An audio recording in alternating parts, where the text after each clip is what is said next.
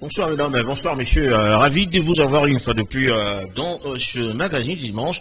Avec plaisir de recevoir une fois de plus Prince Epenge, président national de l'AD2 Congo, mais également communicant au sein de la plateforme Lamuka que gère actuellement Adolphe Muzitu, avec qui on discute sur quelques points qui ont marqué l'actualité à Kinshasa comme en République démocratique du Congo. Bonsoir Prince Epenge et bienvenue. Bonsoir monsieur le journaliste et merci pour la confiance renouvelée. Ouais, il faut dire que vous préparez un congrès incessamment, il faut dire également que vous réunissez tous les moyens pour que ce soit une réussite. Est-ce qu'on peut avoir, ne fût-ce qu'un petit mot par rapport aux activités que vous prévenez de faire dans les jours qui arrivent? En effet, notre parti Action pour la démocratie et le développement au Congo, AD2 Congo en sigle, organise son deuxième congrès. Et ce, après la mort d'un de ses initiateurs, l'honorable Pierre-Jacques Chaloupa, paix à son âme. Et ce congrès va se tenir ce vendredi, donc 26 au 27. Nous avons décidé de réorganiser les partis. Les partis AD2 Congo a toujours fonctionné. Et malgré les décès qui nous a suffisamment fragilisés, les décès de Pierre-Jacques Chaloupa, mais avec l'aide dédiée, les concours de Congolais, on a toujours travaillé, parce que je l'ai toujours répété à nos membres, qu'un parti politique est créé pour réfléchir, pour penser, pour changer, pour concevoir. Et les jours où vous arrivez au pouvoir, vous appliquez ces idées, vous partagez des valeurs. Un parti politique ne se résume pas au nombre de ses adhérents, mais à la qualité de la réflexion du débat à son sein. C'est comme ça que je dis au Congo, il y a très peu de partis politiques.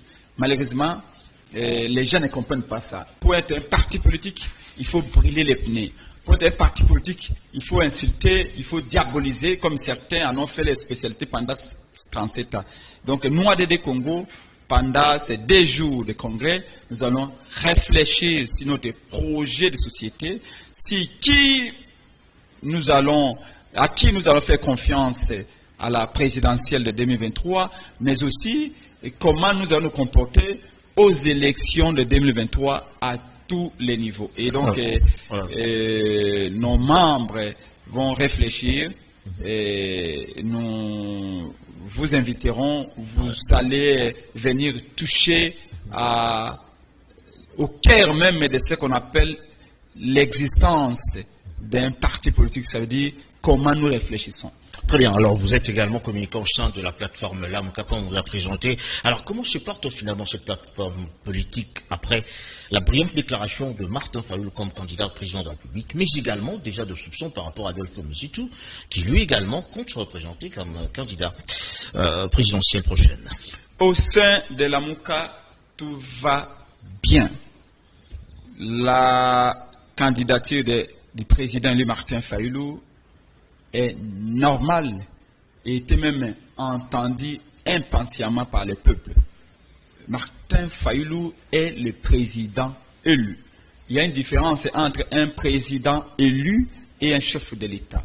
On peut ne pas être élu par le peuple, comme ça a été le cas de Moïse Kabila, mais on vous appelle chef de l'État.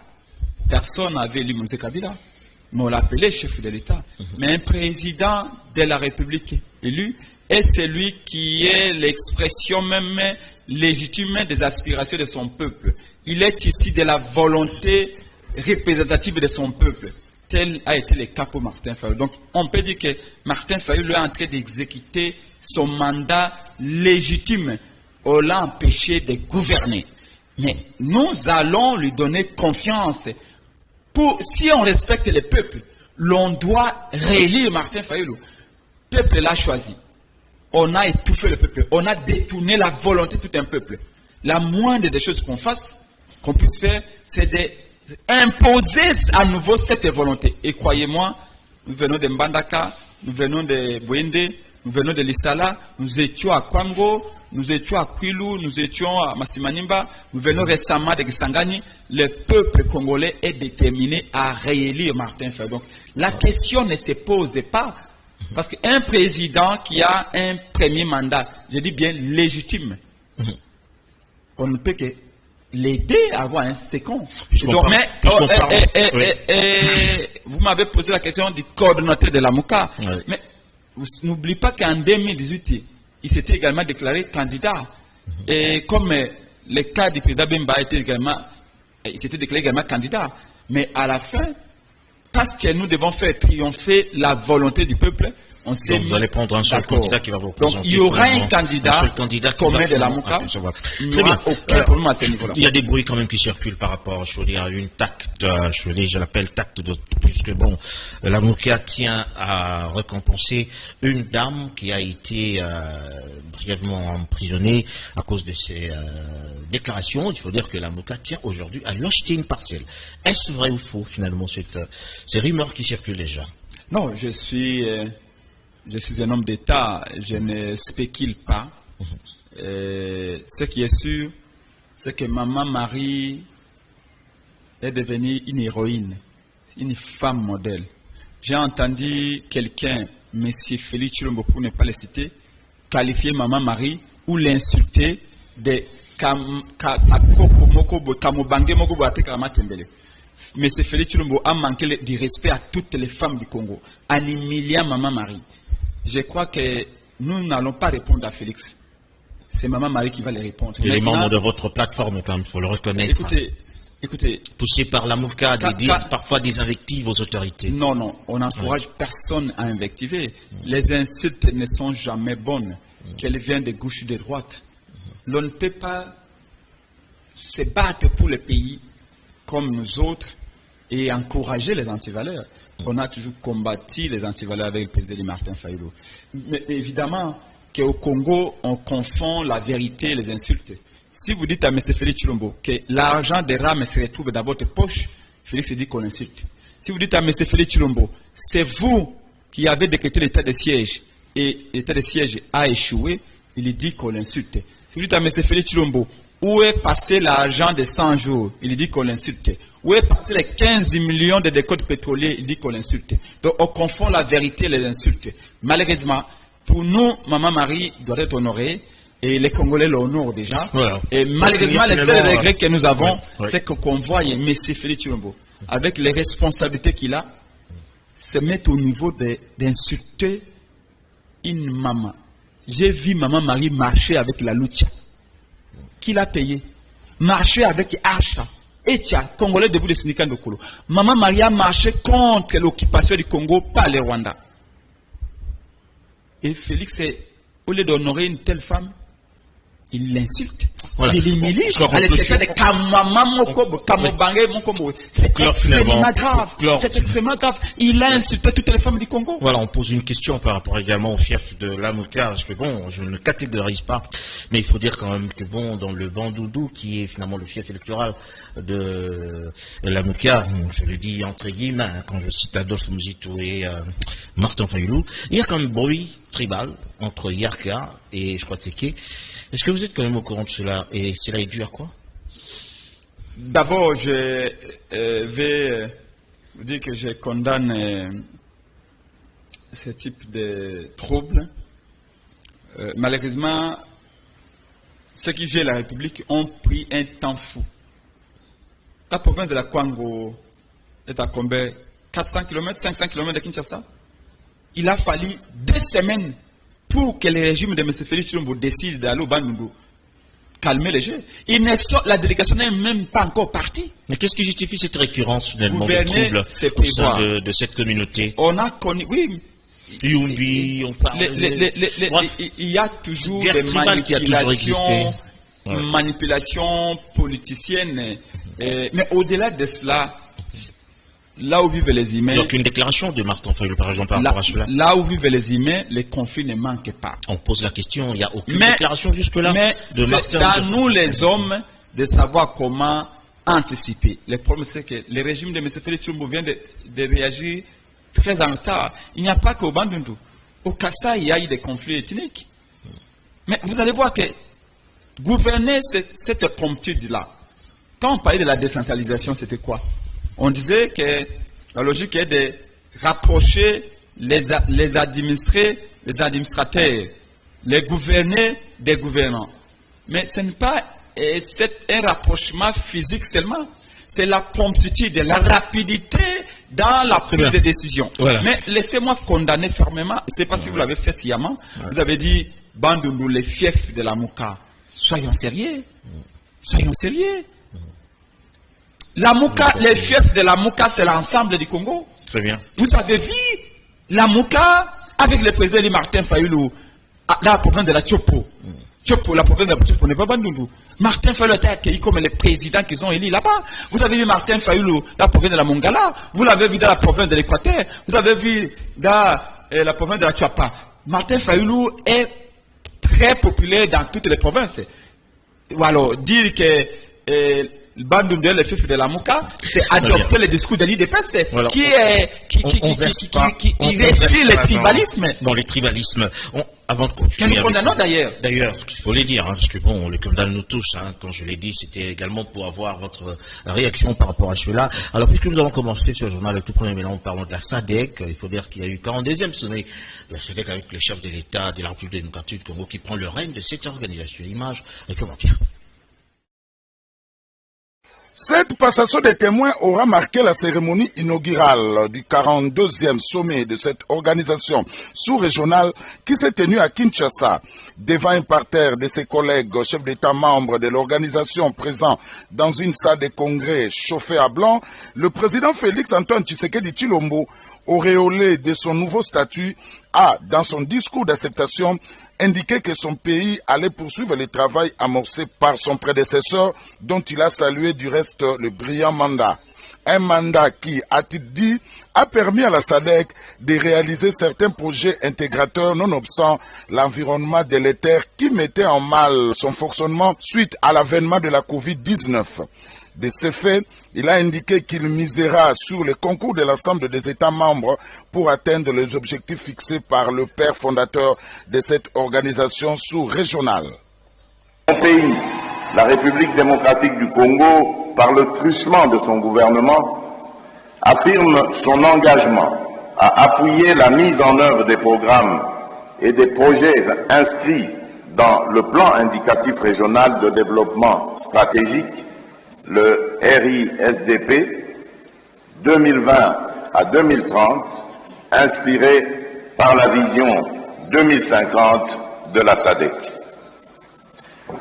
Notre chère communauté se donne donc pour mission de promouvoir la croissance économique durable et équitable, le développement socio-économique au moyen de systèmes efficients de production, du renforcement de la coopération et de l'intégration, de la bonne gouvernance, de la paix et de la sécurité durable, de sorte que la région s'impose comme un acteur compétitif et efficace sur la scène internationale et au sein de l'économie mondiale. Eu égard aux enjeux et surtout aux défis qui sous-attendent sa mandature à la tête de la SADC, le président Félix Tshisekedi a plaidé en faveur d'une collaboration franche entre son pays et les États membres pour la matérialisation de l'intégration régionale. Enfin, le chef de l'État congolais a salué la solidarité de la SADC vis-à-vis de la RDC et de sa population au moment où, a-t-il ajouté, le pays est victime d'une agression lâche et barbare de la part de son voisin, le Rwanda. Permettez-moi de remercier notre communauté, la SADC, pour sa solidarité avec le peuple congolais au moment où notre pays est victime d'une agression lâche et barbare de la part de son voisin, le Rwanda. Outre le chef d'État membre de la SADC, il est à noter que cette cérémonie s'est déroulée en présence du président du Conseil de ministres de la SADC, Didier Manzenga, du secrétaire exécutif Elias Magossi, mais aussi des animateurs de différentes institutions du pays et d'autres invités.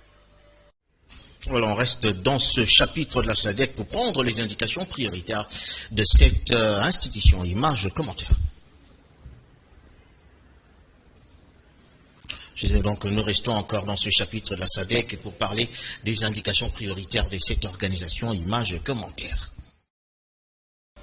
Le président congolais Félix-Antoine Tshisekedi Tshilombo a pris officiellement la tête de la communauté de développement de l'Afrique australe SADC pour l'exercice 2022-2023 après la passation des flambeaux avec son homologue du Malawi, Lazarus Chakwera, au cours du 42e sommet de cette organisation régionale, c'est mercredi 17 août à Kinshasa. Félix-Antoine Tshisekedi Tshilombo a, devant les représentants des 16 pays membres, dénoncé le Rwanda de son frère Kagame qui l'accuse de soutenir le rebelle du M23 actif dans les territoires de Rutshuru. Permettez-moi de remercier notre communauté, la SADC, pour sa solidarité avec le peuple congolais au moment où notre pays est victime d'une agression lâche et barbare de la part de son voisin le Rwanda, a-t-il dit. Tshisekedi a remercié l'Afrique du Sud, le Malawi et la Tanzanie, pays contributeurs des troupes de la brigade d'intervention de la MONUSCO présente au Nord Kivu depuis 2013.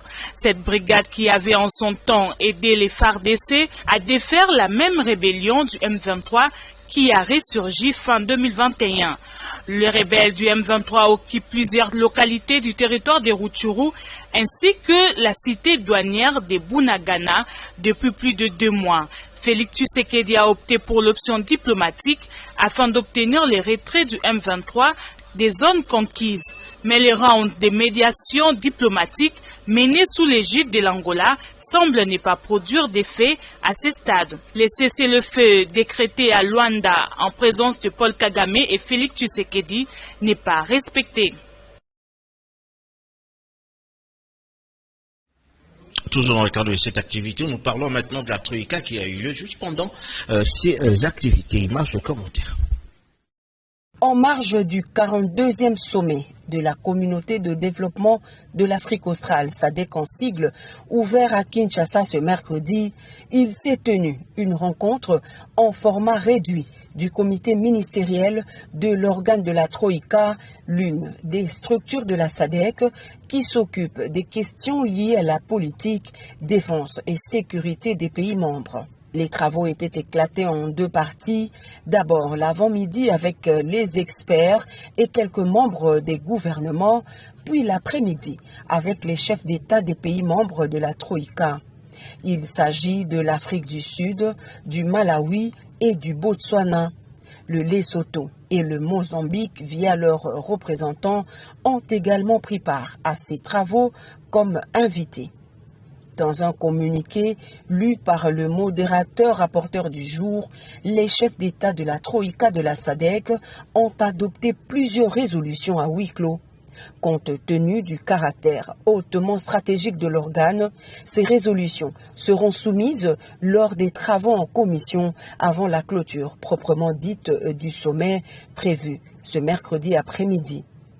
C'est vers 17 h que les 3 chefs d'État ont fait leur entrée dans la salle des banquets du Palais du Peuple, cadre choisi pour abriter les travaux de la Troïka. Bien avant leur entrée dans la salle, les chefs d'État et leurs représentants ont pris une photo de famille sur le tapis rouge déroulé pour la circonstance. Les travaux ont été clôturés sous la présidence de la ministre sud-africaine des Affaires étrangères et de la coopération, étant donné que c'est le pays de Mandela qui préside cette structure de la SADC. La Troïka, qui fait office de conseil de sécurité de la SADC, est un organe crucial de cette organisation sous-régionale dont la mission lui attribuée est entre autres de proposer des résolutions pertinentes en cas d'une éventuelle agression ou crise sécuritaire qui perturbe un des États membres, à l'exemple de la République démocratique du Congo qui depuis un temps subit une agression par différents mouvements rebelles dans sa partie est, parmi lesquels le M23 soutenu publiquement par le Rwanda. La 42e session de la SADC devra en principe adopter des résolutions visant à condamner ce comportement du Rwanda, au besoin décider d'un quelconque soutien au pays de Félix-Antoine Tshisekedi Tshilombo en vue de lui permettre de faire face à cette situation. Voilà, avant de clore ce chapitre, il faut quand même signaler que le Premier ministre Sama Lukonde avait accueilli toutes ces délégations venues participer à ces travaux. Image commentaire. Le chef du gouvernement congolais, au nom du président de la République, Félix Antoine Tshisekedi, souhaite la bienvenue à tous les membres de délégations de pays de la SADC venus pour le travaux ministériel en marge du 42e sommet des États qui se tiendra les 17 et 18 août 2022 à Kinshasa, sous le thème promouvoir l'industrialisation par l'agro-transformation, la valorisation des minéraux et les chaînes de valeur régionales pour une croissance économique inclusive et résiliente. Au nom de son Excellence, Monsieur le Président de la République, Félix Antoine Tshisekedi Tshilombo, souhaiter la bienvenue ici à tous les membres de délégation des pays de la SADC qui sont venus pour les travaux ministériels. Je voudrais aussi ici spécialement mentionner que j'ai tenu à venir personnellement saluer votre présence et vous souhaiter une fois de plus la bienvenue ici à Kinshasa, en République démocratique du Congo. Et je sais que les travaux ont été intenses, mais de ce que j'ai entendu, nous avons des bonnes résolutions et les chefs d'État qui vont se réunir les 17 et 18 août ici à Kinshasa pourront valider les travaux que vous aurez faits. La République démocratique du Congo est heureuse de vous accueillir ici et reste disposée pour le reste du temps dans le cadre des travaux de la SADC à vous accueillir dans les jours qui vont venir. Signalons que le sommet de chefs d'État de pays membres de la SADC s'ouvre à Kinshasa ce mercredi 17 août 2022. Sommet à travers lequel le président de la République, Félix Antoine Tshisekedi, prendra les commandes de cette organisation sous-régionale. Voilà, Prince Penge, tout à l'heure, là, nous avons balancé tout ce reportage en rapport avec le 42e sommet de la SADC. Il faut dire qu'ils ont été accueillis ici à Kinshasa. Et puis le chef de l'État, Félix Antoine Tshilombo Tshisekedi, préside finalement aux destinées de cette organisation. Vos impressions, premièrement? Je crois que c'est une bonne chose que la RDC successivement occupe la tête des institutions tant régionales que sous-régionales. Mais malheureusement, le contexte ne permet pas au Congo, notre pays, de tirer son épingle du jeu. Dans ce sommet-là, au niveau de l'Union africaine, au niveau de la SADC, la RDC est comme une équipe qui est en train de jouer sans les gardiens. Nous jouons comme équipe en ayant notre poteau vide. Mais ce Félix Tshilombo n'arrive pas à faire entendre la voix du Congo. Tenez, le 42e sommet de la SADC se tient à Kinshasa, au moment où une partie du territoire congolais est occupée. Dois-je vous rappeler ici que Bunagana est la terre du Congo, mais que le Rwanda a occupé, qui échappe actuellement depuis 2 mois au Congo et aux Congolais. C'est-à-dire que notre priorité devrait être la recongolisation de Bunagana. Je répète, la recongolisation de Bunagana. Parce que Bunagana n'est plus congolais. Depuis 2 mois. Aujourd'hui, le 42e sommet de la SADC se tient à Kinshasa, la capitale de RDC. À la fin du sommet, aucune allusion faite au M23. Aucune allusion faite à l'agression du Congo par le Rwanda. Les membres de la SADC se sont limités à exprimer des simples inquiétudes. Ils ont dit qu'ils sont inquiets si les événements récents liés à la sécurité dans l'est de la RDC. Comprenez-vous ça? Les membres de la SADC ne condamnent pas l'agression du Congo par le Rwanda, l'occupation de Bunagana par Kagame, mais les membres de la SADC qui ont séjourné pendant 4 jours à Kinshasa, qui ont bien mangé la nourriture produite au Congo par les Congolais, ont exprimé seulement de simples inquiétudes.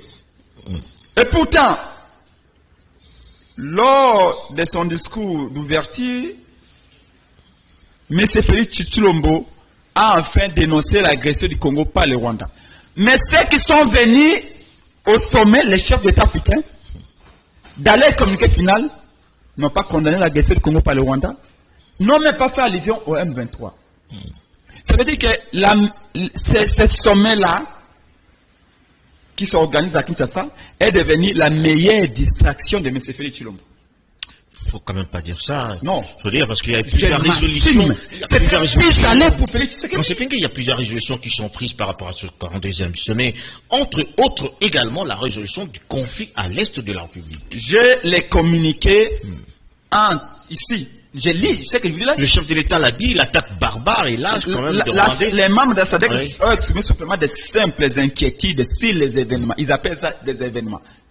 C'est vague, c'est flou, c'est ambigu. Selon vous, il a fallu. C'est amphibique. Selon vous, il a fallu. Il a fallu, dans les communiqués finaux de ce président de la SADC, qu'il condamne fermement l'agression du Congo par le Rwanda et qu'ils appellent au retrait immédiat et sans condition de l'armée rwandaise et la paix congolaise. Donc, ici, on en parle finalement de retrait.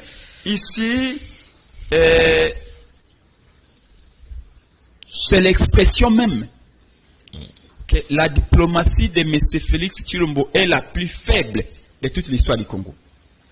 Vous avez vu depuis un certain temps les carnavals des présidents africains qui viennent, qui repartent, qui viennent à Kinshasa, qui repartent. Mais entre-temps, Bunagana, l'armée rwandaise fait payer des taxes et des impôts et ramène ces impôts au Rwanda. Est-ce que vous vous rendez compte? Entre-temps, Félix Tshisekedi voyage, rentre. Félix Tshisekedi aurait même participé à un quart de mariage organisé à Kinshasa. Pendant que la terre de Lumumba, la terre de Mobutu, la terre de Etienne Tshisekedi Lumumba, la terre de Simon Kimbangu est occupée du jamais vu. Dans son comportement, vous ne sentez pas que Félix Tshisekedi est le président d'un pays qui est occupé. Il ne pourrait pas marier sa fille quand même, il faut dire, selon vous. Donc la vie s'arrête parce qu'il y a une partie du pays occupée. C'est ça peut-être la question. Je ne parle pas du mariage de sa fille. Encore qu'il a pleinement le droit d'aller honorer sa fille. Mais alors? Moi, j'aurais fait pareil. Oui. J'aurais honoré ma fille. Jamais. Puisqu'il y a d'autres activités qui se tiennent, malgré que Bunagana est en Rwandais. Que si il s'est comporté comme les premiers gardiens, les titulaires de cette équipe, gardiens titulaires de cette équipe qu'on appelle le Congo, il ne participerait pas à autant de mariages. Bon. Donc ça veut dire que tout ce trafic que le chef de l'État fait, d'où certains patriotes s'interrogeraient si cette affaire de Bunagana ne serait pas une forme d'attente entre M. Félix Tshilombo et Kagame. Qu'est-ce que vous voulez qu'il ait comme attitude finalement? Parce qu'on se pose la question. Il a été en Afrique du Sud, il a été en Angola, il a été dans plusieurs pays. Êtes-vous d'accord avec moi? Êtes-vous d'accord avec moi qu'en ce moment on parle, toi et moi, la terre de Lumumba est en deuil? Quelle attitude doit-il avoir alors selon vous? La semaine passée, on vous pose une question. Il y a eu plus de 23 personnes massacrées à Ituri. N'est-ce pas que nous sommes en deuil, nous, Congolais? Quand on est en deuil chez nous, Bantou, on a quelle attitude? De deuil. De deuil. Et quand le président sud-africain vient ici, la présidente tanzanienne vient ici, il doit trouver M. Félix Tshilombo dans une attitude de deuil. C'est-à-dire, il faut le caractériser quand même. C'est-à-dire porter la tenue militaire. Qu'un monsieur qui a comme seule priorité la libération de la terre du Congo qui est occupée. Or, les sommets se succèdent à Kinshasa et se ressemblent tous. On vient comme dans une espèce de foire, on mange, On voit, on appelle le Wéranson, Jibin Piana, jouer devant le président africain, mais ce président africain rentre sans condamner l'agression du Congo par le Rwanda. Mais c'est Blinken. C'est vous dites qu'il est complice finalement dans cette affaire, selon vos déclarations. Mais, à vous suivre. Mais qui ne se bat pas pour libérer le Congo? Forcément, c'est une forme de complice. Parce qu'on peut pécher soit par omission ou soit par action. S'il ne réagit pas pour récupérer Bunagana, c'est quelque part, il veut que Bunagana reste entre les mains de son ami Kagame. Mais l'état de siège est là, finalement. Ça fonctionne, il faut le dire. Mais alors, où vous vivez dans une autre planète, je vous l'ai dit. Vous savez pourquoi l'actuel président du Kenya, qui vient d'être élu, M. Ruto, que je félicite d'ailleurs en passant, parce que la volonté du peuple kenyan a été exprimée et respectée. Vous avez vu les candidats que le président kenyan a soutenu, Odinga a perdu les élections. Comme pour dire qu'ici, tu peux être président de la République et perdre les élections. Et, Ruto, pour ne pas le citer, avait dit que les Congolais ne sont que des danseurs. Même 1 litre de lait, les Congolais sont capables de produire. Vous savez pourquoi on se manque de nous? C'est justement à cause de cette attitude. Quel est ce président africain qui serait venu au sommet ici, à Kinshasa, alors que son pays est occupé? Voilà. Donc pour nous, la Mouka, le fait que Félix Tshisekedi ne donne pas priorité, je dis bien priorité, à la question de la libération de Bunagana, s'apparenterait à une forme de complicité. Voilà pourquoi nous disons que jusque-là, l'attitude de M. Félix Tshisekedi, si vous regardez tout ce qu'il a dit sur Kagame, son frère, son ami, son allié indispensable, on va prendre et tout ce qu'il dit aujourd'hui, on a du mal à comprendre quel jeu il joue. Bref, pour nous, la priorité n'est pas ce sommet-là qui se ressemble tous et qui se succède. La priorité est qu'est-ce que nous faisons pour libérer Bunagana. Comment ces chefs d'État viennent au Congo et préparent du Congo sans condamner l'agression contre le Rwanda? Je voudrais qu'on passe ça. Même Blinken n'a pas su le faire. On prend l'élément de Madame la Première Dame Denise Nyakero qui s'est rendue à l'Assemblée nationale. Il a eu à parler avec le président de cette institution par rapport à la politique de réparation en République démocratique du Congo. On le prend puis on revient tout à l'heure. Ce vendredi 19 août 2022, Madame Denise Nyakero Tshisekedi, première dame de la République démocratique du Congo, a été reçue par le speaker de la Chambre basse du Parlement, Christophe Mbosoko Diampouanga. Il était accompagné de son collègue du Sénat et de membres du bureau de l'Assemblée nationale. C'est une visite de courtoisie au cours de laquelle ils ont dressé l'état de lieu des travaux de la commission ad hoc qui prépare une proposition de loi sur les réparations de ce qui a été fait en termes de tueries, vols, violences en République démocratique du Congo. Jean-Albert Kassongo, rapporteur de cette commission ad hoc qui était de la délégation de la première dame, a expliqué les raisons de cette visite. L'objectif de la réunion était de faire le point avec le président de l'Assemblée nationale autour des avancées des travaux de la commission ad hoc et aussi sensibiliser au projet de la loi mettant en place le principe fondamental de la réparation que la République est en train de mettre en place. L'une des recommandations de la table ronde était de rassembler toutes les parties prenantes et elle avait défini des objectifs. Premier objectif, c'était la création d'un tribunal pour enfants à travers un décret et ce décret a été finalisé. Deuxième objectif, c'est mettre en place la loi qui va poser les bases du fonds et de la politique de la réparation en République démocratique du Congo. Ces deux objectifs ont été atteints. Comme cette loi est en train d'être finalisée par les experts, il était important que la première dame puisse rencontrer l'honorable président pour l'informer de la demande. Cette loi, une fois finalisée, devra passer par le Conseil des ministres qui la transmettra à l'Assemblée nationale pour son adoption. Voilà, tout à l'heure, là, on a vu Madame la présidente de la République, je l'appelle comme ça, première dame, Denise Nyakero à l'Assemblée nationale. Finalement, une proposition de loi qui prend corps par rapport à la réparation en République démocratique du Congo des tueries, des violences qui ont eu lieu. Et c'est piloté finalement par Madame Denise Nyakero. Très active. Bon, l'intention est bonne, mais la personne n'a pas qualité. Comment ça? Vous avez vu dernièrement comment M. Félix Tshisekedi est descendu dans l'arène politique pour défendre sa femme. Il en a les droits. Mais si il ne veut pas que sa femme soit victime de tirs croisés politiques, il faut qu'il éloigne ce type de comportement. La fonction, j'appelle ça fonction entre guillemets de la première dame, est reconnue où? J'ai la constitution de la RDC ici. Aucun article de la constitution ne reconnaît cette fonction de la première dame. C'est une appellation symbolique qui a commencé aux États-Unis pour faire référence à la femme du président. Mais que la première dame n'est reconnue par aucun article de la Constitution. Ce qui choque dans ces images, c'est qu'un chef de corps, citoyen Bosso, va se mettre à laquelle il est là avec les députés pour accueillir une personne que la Constitution ne reconnaît pas. C'est comme la première dame de la RDC quand même. Mais on a vu quand même Olivier Limbe Kabila dans plusieurs forums accueillis par des autorités. Mais c'est justement. On a vu également en Amérique comme en France. C'est justement qu'on avait dit que nous voulons que Kabila parte avec ses antivalets-là. Nous pensons que Kabila, une fois parti, on ne verrait plus ce type d'histoire. Et Maman Boubila, Boubila par exemple. Maman Boubila, Maman Sissi. Mais c'est juste, mais Mobutu n'est pas un modèle à cette matière-là. Kabila n'est pas un modèle. Félix Tshisekedi a critiqué Kabila, a appelé Kabila un usurpateur, Kabila un aventurier, Kabila un papier. Félix l'a dit. On pensait qu'il va arriver au pouvoir, encore qu'il est devenu par des voies détournées, qu'il allait s'efforcer à ne pas être tenté par ce diable-là. Malheureusement, Félix est arrivé au pouvoir à oublier tout. Dites-moi, c'est comme ça qu'on a des ministres dans le gouvernement qui sont les ministres de la première dame en Afrique. Ah bon? La première dame a ses ministres. En RDC quand même. La première dame a ses députés.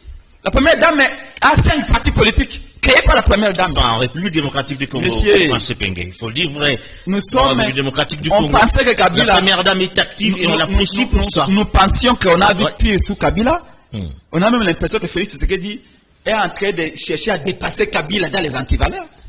Il a concurrencé Kabila. Comment est-ce qu'un président de l'Assemblée nationale peut se mettre debout, descendre des escaliers avec un cortège de députés à laquelle il est pour accueillir première dame? Soutenir une proposition de loi pour vous, c'est de l'indélicatesse. Vous savez quoi? Selon vous, sinon? Les lois, avant qu'elles deviennent des propositions ou des projets de loi, d'abord c'est une affaire des états-majors politiques, une affaire des partis politiques.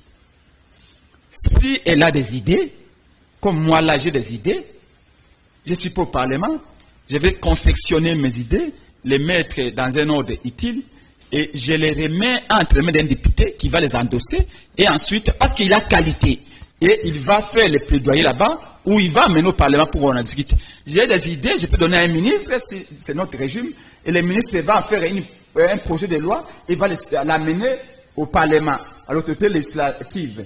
Mais ici, qu'on voit la première dame avec une loi, et on oblige les députés à se mettre à rang comme des militaires, l'accueillir, lui faire une visite à la maison, c'est vraiment des pratiques d'autre temps. Ce n'est pas un péché, mais ça n'aide pas la démocratie à avancer. On prend un autre chapitre. Moi, en tout cas, président de la République, et demain, je n'exposerai pas ma femme à ce type de pratiques. Voilà, on prend finalement l'éducation. On voit le ministre de l'Éducation, c'est-à-dire dans une commission paritaire entre gouvernement et banque syndicale dans le cadre toujours de l'avancement de l'enseignement en RDC. Image de commentaire. De prime abord, le représentant du Premier ministre a rendu grâce à l'Éternel Dieu qui a permis la clôture de ses travaux en paix. Il n'a pas manqué de remercier les députés nationaux qui accompagnent sans relâche les actions du ministère de l'enseignement primaire, secondaire et technique depuis son avènement à la tête de ces ministères. Le professeur Tony Mwaba n'a pas manqué de rendre les hommages au président de la République, chef de l'État, Félix Antoine Tshisekedi Tshilombo, qui a insisté au cours du Conseil de ministres sur le dialogue permanent aux fins de garantir une rentrée scolaire 2022-2023 apaisée. Félix Antoine Tshisekedi Tshilombo tient à la restauration de la noblesse à la profession enseignante, a-t-il indiqué. Bon nombre d'engagements pris par le gouvernement de la République ont été réalisés, je souligne, avec l'appui et l'accompagnement du banc syndical. À titre illustratif, Ce fut le cas pour l'identification des NU et de nouvelles écoles et leur prise en charge, l'augmentation substantielle de l'enveloppe de la mutuelle de santé des enseignants. Il y a eu également l'octroi de la prime allouée à tous les enseignants des écoles primaires publiques. Et ici également, je crois que c'est une des recommandations de ces assises. Au moment où nous parlons, le processus de la paye a beaucoup évolué. Je crois qu'en début de la semaine, tous les enseignants bénéficiaires du réajustement à la hausse de la prime de la gratuité verront leurs comptes crédités. Parce que c'est chose déjà faite. Enfin, le ministre de l'EPST a signalé que les mesures d'application du décret numéro 21/06 du 24 novembre 2021 portant création, organisation et fonctionnement d'un établissement public dénommé Fonds de promotion de l'éducation et de la formation ont été prises avec l'appui de ses collègues membres du gouvernement.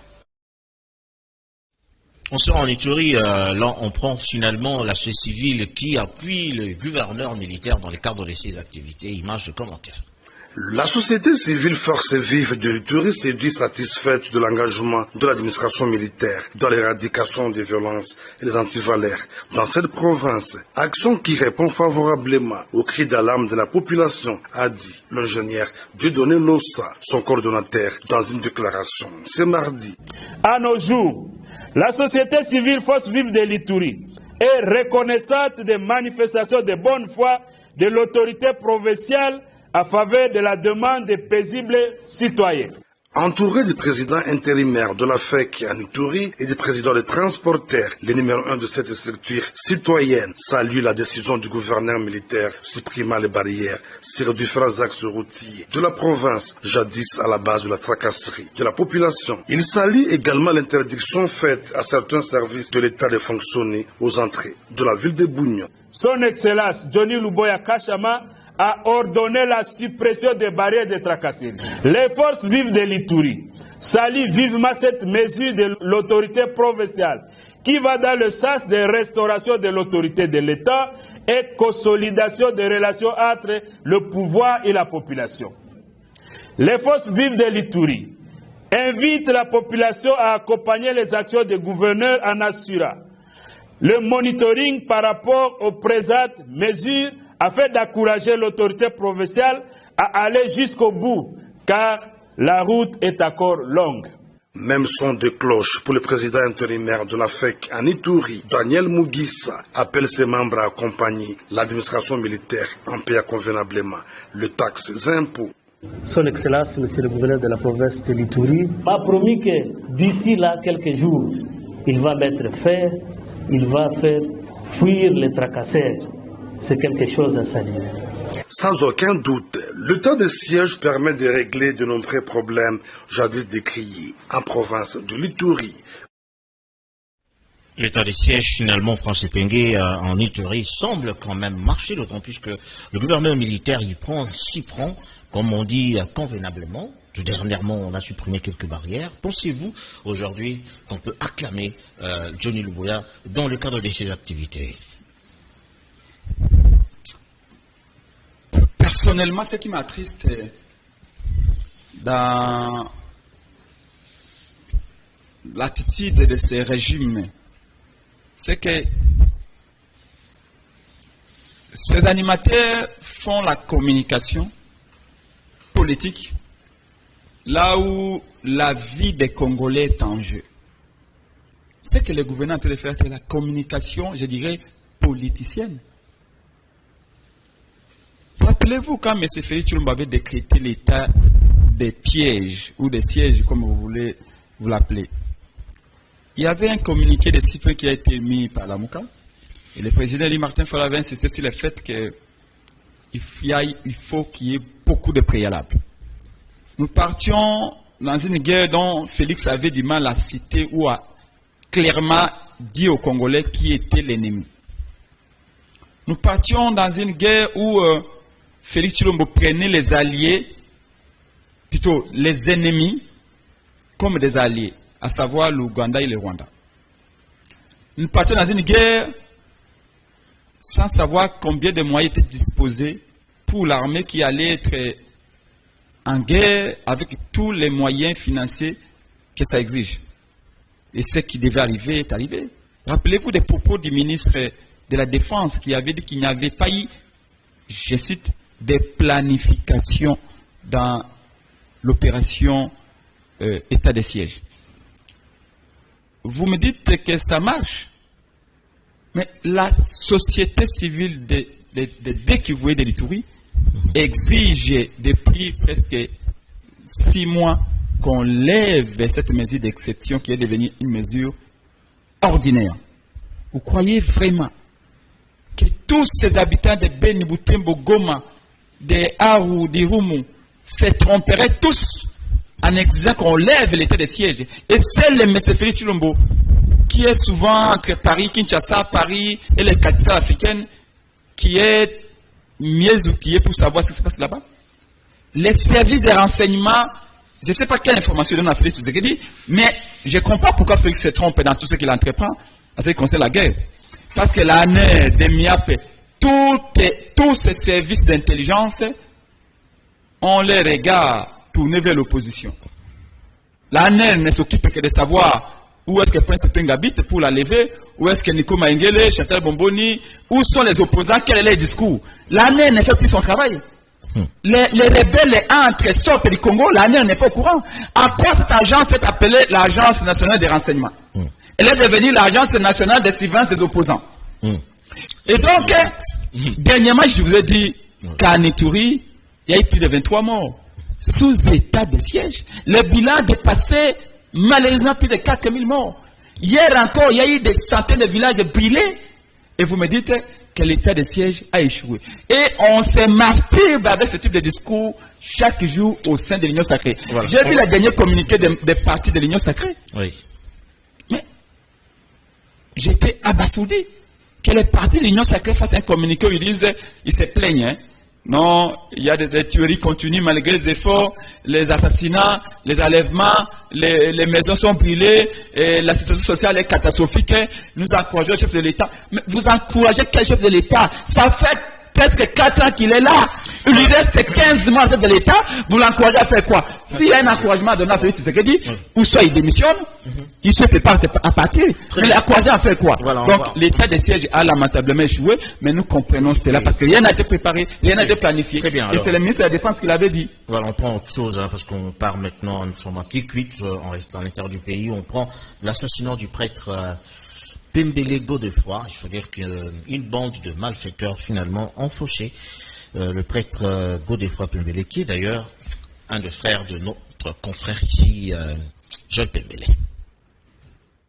Joli coup de filet à la police nationale congolaise, garnison, ville de Kikwit, dans la province du Kwilu. Ces éléments de la police nationale congolaise de Kikwit ont réussi à mettre la main sur les assassins de l'abbé Godefroy Pembele, prêtre du diocèse de Kikwit, curé de la paroisse Murumba de Kazamba, décédé des suites de balles reçues à l'épaule gauche pendant le cambriolage qui serait commis par ces présumés assassins la nuit du 6 au 7 août 2022. Cette arrestation est intervenue grâce à la parfaite collaboration de la population de la ville de Kikwit et la police qui a dénoncé la présence de ces assassins au village Kimbinga, situé à quelques kilomètres de la ville de Kikwit.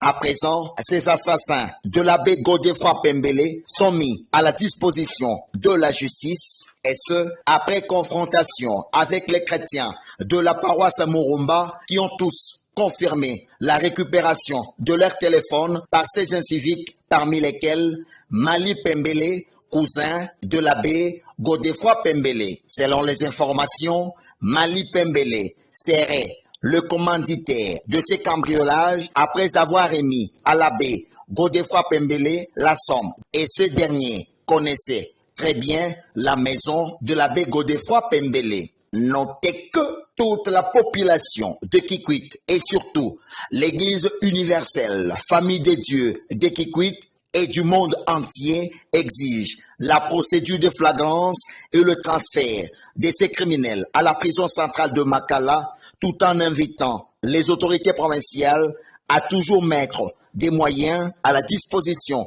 de la police afin de mettre fin à ce phénomène qui prend d'autres vitesses dans l'ensemble de la province du Kwilu. Voilà, pratiquement à la fin de ce magazine Presse Epenge. Ça a été un plaisir. Je vous donne juste une minute pour finalement le mot de clôture. Vous remercier d'abord et dire aux Congolais que la priorité pour nous, maintenant là, à 15 mois des élections, nous voulons que M. Kadima comprenne que le peuple congolais ne va pas baisser la culotte. Nous sommes au courant de comment Kadima est en train de préparer la faute. Kadima est en train de recruter les membres de la CNI au sein des partis politiques de l'Union sacrée. Vous allez dans les sites d'Ubangi. C'est les partis politiques de l'Union sacrée de ces coins-là qui ont des membres à la CNI. Vous allez à Massimanimba, vous allez au Maniema, vous allez à Lodja, vous allez au Katanga. Kadima est en train de demander aux partis politiques de l'Union sacrée, aux leaders de l'Union sacrée, de donner les membres des partis politiques pour les nommer au sein de la CNI. Pour quels résultats? Kabounde nous a dit que M. Félix Tshilombo prépare la fraude. Il va avoir 300 députés rien que pour l'IDPS. Ça veut dire que Félix n'a même pas besoin des alliés comme les MLC, les l'INC, tout ça. Il va avoir 300 députés pour l'IDPS. Et vous connaissez comment l'IDPS traite mal ses alliés. Ce que nous disons, c'est que nous, avec le président Martin Fayulu, nous, au sein de l'ADD Congo, nous allons le faire à l'issue de notre congrès cette semaine ici. Le congrès qui se tient à Kinshasa. Nous invitons tous ceux qui aiment Prince Epenge, qui aiment la Mouka, qui veulent être ensemble avec nous, de venir massivement prendre part à ces grands congrès d'ADD Congo, pas pour brûler les pneus, pas pour insulter, mais pour réfléchir. Parce que 2023, nous serons au pouvoir avec le président Martin Fayulu pour le bien des Congolais. Je rappelle que c'était Prince Epenge, président national de l'ADD Congo, puis communicant au sein de la plateforme Lamouka. Merci à vous de nous avoir suivis. Merci également à toute l'équipe pilotée par Souley Mboyo, Rodi Louadio, Kouparbola, pour leur collaboration, bien sûr. Nous nous retrouverons demain à la grande édition à 19h, toujours sur Canal King Télévision. Bonne suite des programmes.